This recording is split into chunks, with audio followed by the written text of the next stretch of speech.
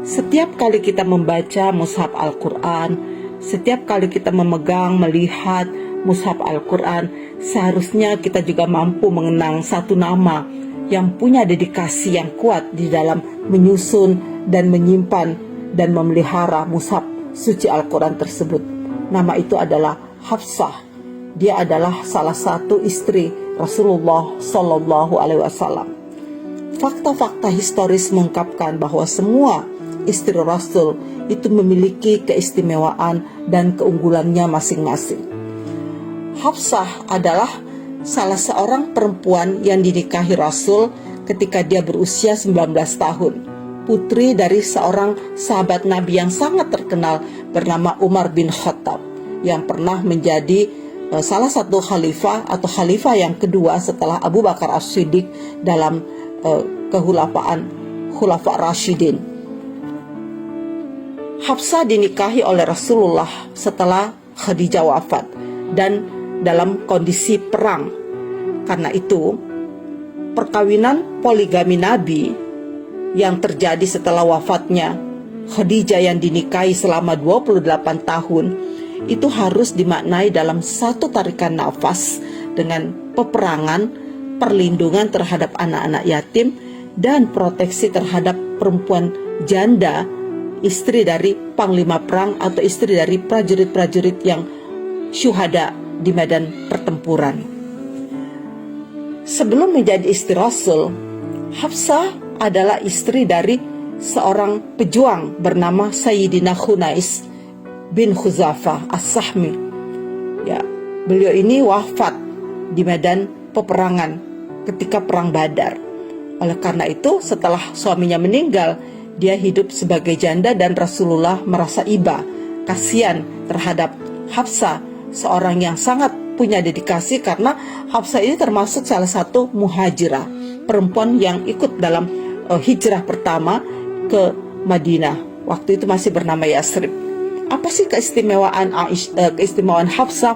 Aisyah melukiskan bahwa sifat-sifat Hafsah itu persis serupa dengan ayahnya, keras dan tegas, namun memiliki jiwa kesatria, berani memperjuangkan kebenaran Islam. Kelebihan lain yang dimiliki Hafsah adalah kepandaiannya, keahliannya dalam membaca dan menulis. Padahal ketika itu kemampuan tersebut belum lazim dimiliki oleh kaum perempuan. Ya, jadi dia adalah seorang perempuan pembelajar. Selama menikah dengan Rasulullah, dia belajar banyak hal. Karena itu Hafsah juga meriwayatkan cukup banyak hadis ya dari Rasulullah Sallallahu Alaihi Wasallam. Keahliannya di dalam kemampuan membaca dan menulis inilah beliau salah satu sahabat yang dipilih untuk ikut serta di dalam proses pengumpulan Al-Quran. Kita tahu bahwa Rasulullah Sallallahu Alaihi Wasallam itu wafat dan Al-Quran itu belum dibukukan ketika itu. Jadi Nabi Muhammad Sallallahu Alaihi Wasallam itu mengajarkan dan menjelaskan urutan-urutan ayat-ayat Al-Quran ketika semua wahyu telah diturunkan secara lengkap. Meski demikian, ya pembukuan yang membuatnya menjadi satu mushaf seperti yang terlihat sekarang itu mengalami banyak proses ya. Nah, ketika Rasul hidup, penulisan itu juga sudah dimulai, tetapi para sahabat itu menuliskannya itu di atas pelepah daun korma ya, kemudian di atas bebatuan, di atas tulang-tulang, karena kertas pada masa itu belum ditemukan ya pada abad ke-7. Nah, para sahabat kemudian setelah Rasulullah wafat, tepatnya di masa kepemimpinan Abu Bakar As-Siddiq, ya pada masa Khulafa Rasyidin, para sahabat itu mulai mengumpulkan tulisan Al-Quran yang berserakan di berbagai tempat ya, di atas pelepah kurma, bebatuan dan sebagainya. Nah, kebutuhan untuk menuliskan mushaf Al-Quran itu baru muncul setelah perang Yamamah. Karena dalam peperangan tersebut banyak sahabat penghafal Al-Quran yang mati syahid ya, sehingga sahabat khawatir kalau Al-Quran tidak dituliskan, tidak dikumpulkan dalam satu mushaf, itu dikhawatirkan akan hilang karena para penghafal juga banyak yang sudah meninggal, mati syahid dalam banyak peperangan. Nah, salah satu sahabat yang merasa khawatir itu adalah Umar bin Khattab. Dia mengatakan hal tersebut pada Abu Bakar dan mengusulkan untuk menyusun mushaf Al-Quran menjadi sebuah kitab ya. Sayangnya ketika itu Abu Bakar menolak karena menganggap Rasulullah tidak melakukan itu, dianggap itu nanti bid'ah begitu. Jadi para sahabat juga sangat hati-hati di dalam melakukan sesuatu yang berkaitan dengan berkaitan dengan mushaf Al-Quran ini.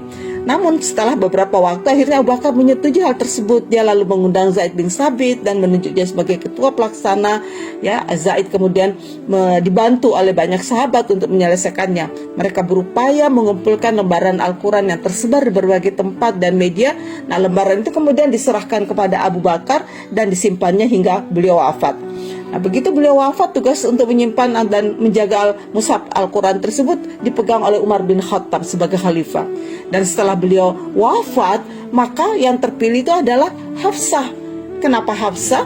Karena beliaulah sosok yang pantas menjadi teladan dan memberikan pernyataan tegas bahwa menuntut ilmu merupakan kewajiban bagi setiap muslimah. Muslimah memiliki hak untuk menuntut ilmu setinggi-tingginya. Ini kan hebat sekali perempuan ini. Karena itu kemudian Hafsah menjadi orang yang ditunjuk untuk menjaga dan memelihara atau merawat mushaf itu di dalam atau di rumahnya.